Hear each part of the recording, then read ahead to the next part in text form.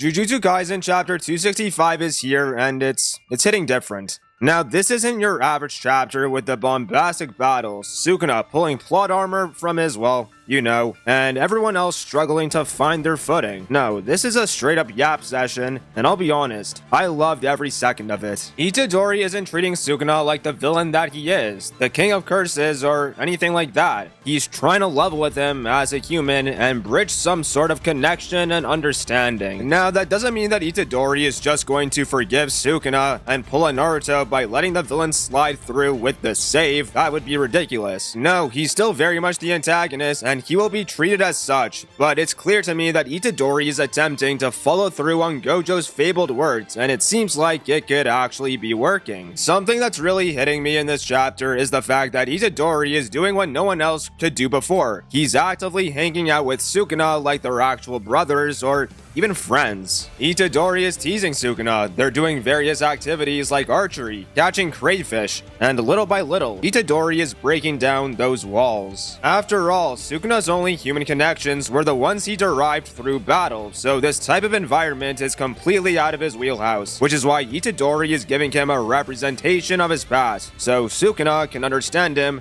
as a person and not just a sorcerer. Itadori aimed to live his life with purpose, and the reason he made it this far in the first place, and the reason he became the person that he is today, is because of all the people that guided him down this path. The people he lost and couldn't save shaped his identity, popping in as reminders for what position he has to play in finally eliminating Sukuna. But the reason why he's going through this process of showcasing these simple moments of bliss is because these likely and directly contrast Sukuna's own upbringing. Sukuna desires everything, but Itadori is highlighting that there's nothing wrong with a humble life. There's beauty in simplicity. But Sukuna is so adamantly against these philosophies and fantasies that he's rejecting every aspect of it. And to me, it's almost like he's trying to convince himself that he's in the right and everyone else is wrong. Sukuna just wants Yuji to cut the BS so they can actually break it down. And that's when Yuji reveals the flaws in the ideals that he tried to maintain and hold dear to his heart. Itadori thought that if he died, he could consider it a proper death, but after everything that's happened, he's now not sure if that's completely correct. He can't just simply live to fulfill his role as a cog in the machine.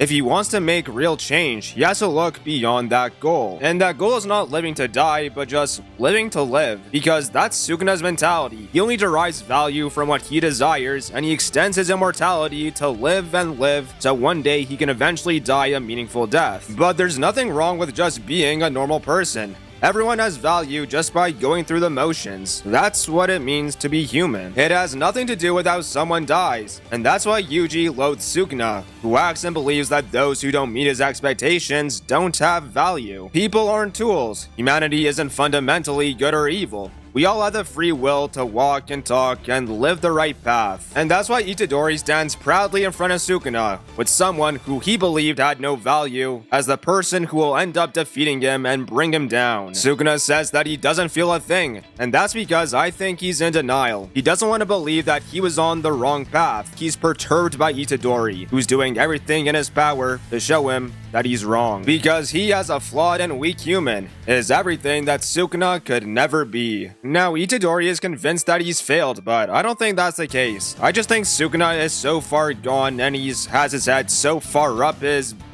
ass, that he just doesn't want to concede to anyone. Sukuna is just a petty and hateful person, and that's clouding his rationality and judgment in all of this. Because when it comes down to it, Itadori pities the person that Sukuna is. There's nothing envious about the way that he lives, and that infuriates Sukuna. He hates the empathy. But that's just the person that Itadori is. He will even show kindness to his enemies. He will give Sukuna a chance at redemption, or otherwise, he will be his redemption. It's the craziest thing, because Sukuna could just look at this as condescension. Someone is looking down on him. Someone is pitying him. And it's the person that he's been ridiculing since the very beginning. It's actually fascinating. The compassion and kindness that Itadori is showcasing to Sukuna might actually be the greatest disrespect that he's been delivered in the entire series. And I love it. And the only way that Itadori will make Sukuna understand is by ending him. That's the only way that Sukuna will truly understand the mistakes that he's made in his life. Itadori is prepared. He's going to kill Sukuna and free Megumi with his own hands. and Sukuna is enraged by Itadori's words, to which he responds that he will kill him and everyone with him. He wants to burn everything to the ground and live by his ideals.